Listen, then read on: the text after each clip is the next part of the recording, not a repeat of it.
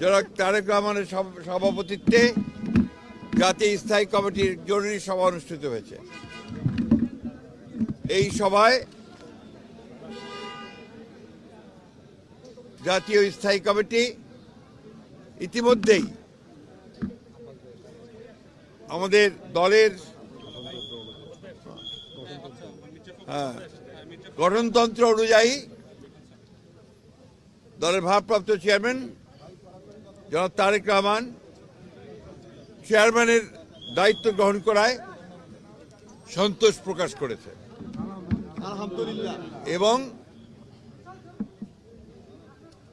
Chairman দল পরিচালনার ক্ষেত্রে যেন সফল হতে পারেন সেই জন্য সবাই দোয়া করেছে। প্রিয় সাংবাদিক বন্ধুগণ, এর পরের যে সিদ্ধান্ত আমরা নিয়েছি, এই সিদ্ধান্তটি হচ্ছে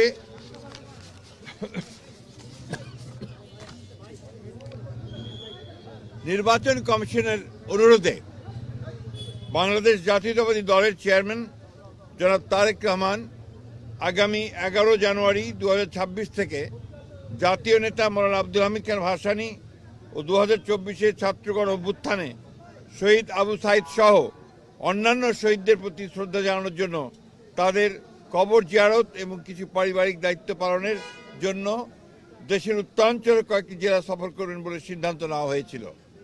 এ ব্যাপারে নির্বাচন কমিশনের অনুরোধে বাংলাদেশ জাতীয়তাবাদী দলের চেয়ারম্যানের এই সফর স্থগিত ঘোষণা করা হয়েছে। আমরা যে আমাদের স্বেচ্ছাসেবক দলের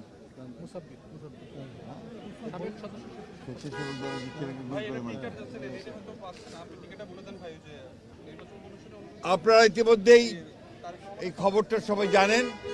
প্লিজ ভাই প্লিজ, আপনারা সবাই খবরটা খুব ভালো করে জানেন যে দেশের যে নির্বাচন আগামী ফেব্রুয়ারি মাসের 12 থেকে অনুষ্ঠিত হতে যাচ্ছে, সেই নির্বাচনকে বিভিন্নভাবে প্রশ্নবিদ্ধ করার জন্য, বানচাল করার জন্য একটা মহল বিভিন্নভাবে চক্রান্ত করছে।